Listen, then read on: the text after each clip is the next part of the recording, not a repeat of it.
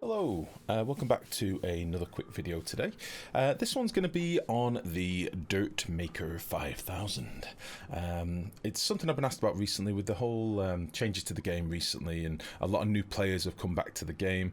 People have been asking me about how to make dirt. Now, there's a number of ways of doing this in the game. You know, you've got different ways of cooking other elements into elements and getting dirt that way. This was something I was tinkering with today, and I basically come out with a bit of a weird solution that I think it's kind of original. I don't think I've seen anyone else do this yet. And it's basically the behaviour of dirt when we're cooking it.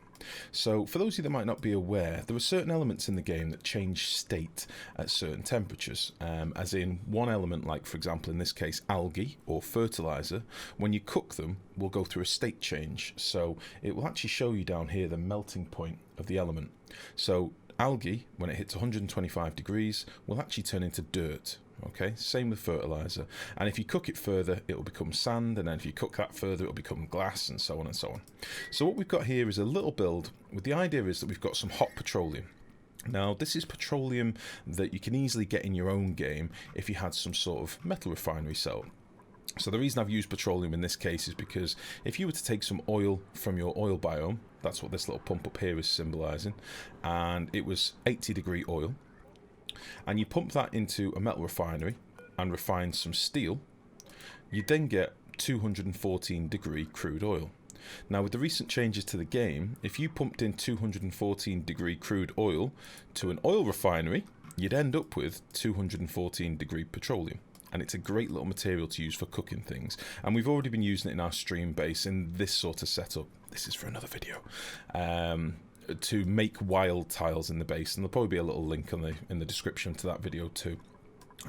But in this case what we're doing, we've got a little pool of petroleum here symbolising where you'd bring your heat to, and then behind it there's a little conveyor loop.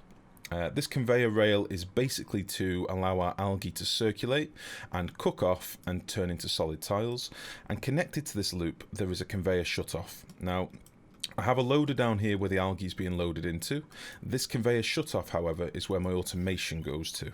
So this is to only toggle on a certain amount of algae, or only load a certain amount of algae onto the rail. And I'll explain the automation in a moment. Once this has loaded its algae onto the rail, there's a brief pause, and then my miners will toggle on to mine anything. And I'll show you how this works now, because you may be wondering what this is all about here. So when I was tinkering around, I realised that there was a strange behaviour when you're making solid tiles, and that is that they will make an everlasting spire. So if I unpause this now, our sweeper will fill the loader, and depending on where the automation is, we might not dump much in on our first pass. We've only dumped a couple of packets, but when this cooks it's going to start magically appearing up here. Alright, so it can't form behind the mesh tile, so it's going to hop over and come up here, which means we can have our robo miners positioned to mine the spire of dirt that it makes. Okay, so basically the algae will hit the conveyor bridge, the loop. It will go around in this direction because we've got a bridge here. And then when it hits this tile, it's going to cook. And because it's got nowhere to go, it's only going to end up spiring upwards. At which point, again, our automation will flip between the two builds. And then our robo miners mine it out.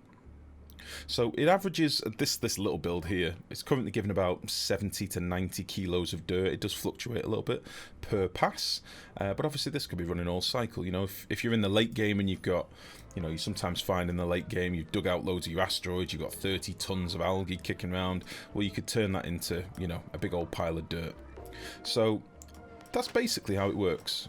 You could probably manipulate this to do other things for you, but what I was finding is, and something to be aware of if you make this yourself, we can't just leave these robo miners running constantly. The reason being, when a tile is created, anything that's behind it doesn't actually get entombed or buried in the tile, it just gets deleted from the world. So if my robo miners were mining constantly, they'd mine a tile and then a new one would appear and it'd kill the dirt that we'd mined, the debris, before the sweepers could pick it up. Okay, so this way the automation allows us to toggle between the two builds, and we do that just with a couple of filters and buffers down here. So basically this filter gives us the time duration that these robo miners stay on for, and that's basically 10 seconds. Once that's finished, it toggles this buffer gate down here, and this buffer gate, if I can select it, is set to 8 seconds. Okay, that gives us how long this is on for, at which point that signal is inverted to another filter gate, and this filter gate is the conveyor clearing time. Okay, so we've got, that's how long the robo miners stay on for, 10 seconds. Then this buffer is how long this gets loaded for, and then we've just got an extra bit of time here, 10 seconds, just to allow for the conveyor rail to fully empty before the robo miners get toggled on. Alright.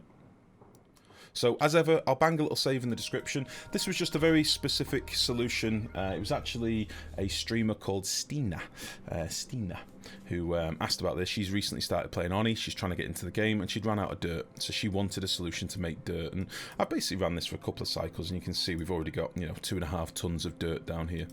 So there are other options. You can use fertilizer. Fertilizer is a little bit less efficient. Algae generally works better because it transfers the temperature a bit quicker. But yeah, that is the build in a nutshell. So I hope this is helpful. I hope it's been interesting to some of you. There will be some more videos coming within the next few days. Keep an eye on the YouTube channel. And of course, if you'd ever like to come and see me live, I do stream Monday, Tuesday, Thursday, Friday, Sunday on Twitch. It's a 4 PM BST start. And at the moment, we're deep into Oni. So feel free to come and see us. Any questions, please pop them in the comments. Thank you very much for your time. Much love. Bye-bye.